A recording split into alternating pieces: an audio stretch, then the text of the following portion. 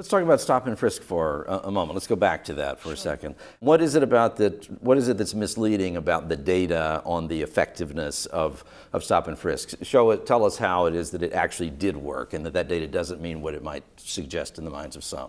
Well, the results sort of speak for themselves. We had the longest and deepest crime drop of any city in the country in New York City. We went from 2,245 homicides a year to over 300.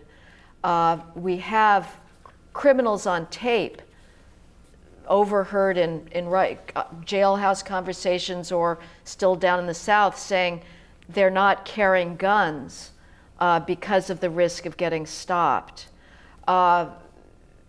We have the phenomenon of the community gun, where crews or gangs, they don't carry guns on their persons anymore. They'll have a community gun, whether it's hidden under a mailbox or in a rain spout, or their girlfriends are carrying it because they don't want to be stopped with a gun. The data that is usually presented against stop, question, and frisk to make the prima facie case that it is racist goes like this. About 53% of all stops in New York City had black suspects. In New York City, blacks make up 23% of the city's population. So there's a 2-to-1 ratio. And what's the explanation for that other than police racism? Well, the explanation is the incidence of crime. According to the victims of and witnesses to violent crime in New York City and their reports to the New York City Police Department, though blacks are 23% of the population, they commit 75% of all shootings and 70% of all robberies. If you add Hispanic shootings to black shootings in New York City, you account for 98% of all shootings in New York City.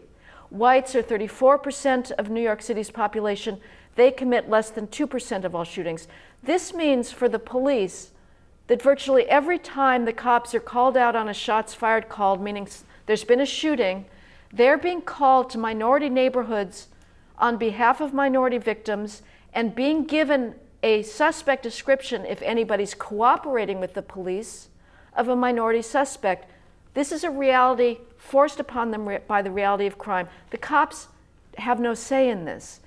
Stop, question, and frisk aimed to intervene in criminal behavior, not just shootings, but other types of crime, whether it's a drug set or somebody casing a victim in a neighborhood that's had robberies of elderly people. If the cops saw somebody walking closely behind somebody, an elderly lady, to stop and ask a few questions.